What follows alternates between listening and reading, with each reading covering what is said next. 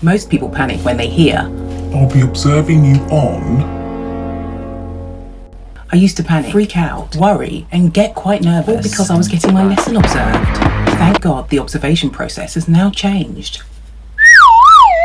Now schools take your books, assessments, and your classroom environment into account when they're doing their observations.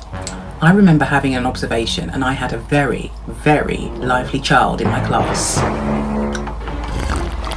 10 minutes into the lesson, he decided to throw a tantrum and hide underneath the table. The table right next to where the head teacher was sitting. Anyway, I spoke to him and then I carried on teaching. What else could I do? Oh, come on. In my mind, I was thinking, shall I go back and speak to him or shall I just ignore him? Anyway, I chose to ignore him. I think we would have been there all day. Oh no! So after I finished teaching, I went back to him to see if I could get him to come out from underneath the table. I think it just made matters worse.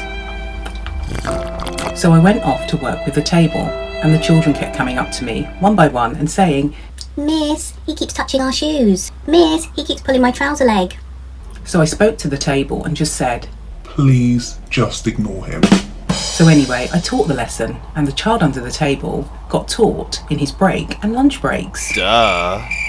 Now, I didn't take all of his break away. I taught him for 5 minutes during his break and 10 minutes during his lunch break. A child like that needs their break time, otherwise they'll drive you loopy for the rest of the day. And I really didn't have time for it. I'm not a big fan of removing break time because I feel that the students need it and so do the teachers. And after school, he went to see the head to apologise for his behaviour. Yeah! So after that experience, I just taught as I did on a daily basis. And if it didn't go as planned, I wouldn't panic because the direction of learning was outlined on the lesson plan. And I'd use the plenary to say that I'm going to repeat a particular part of the lesson, or I'd just write it up in my evaluation. This is because the books and the data would reflect the quality of learning in my environment. So I learned not to focus on getting that lesson perfect for the observation. Instead, just focus on the learning and the needs for the students. Here are some activity ideas. Relative pronouns and this sentence. Did you know you could do this? Students writing. Follow and like.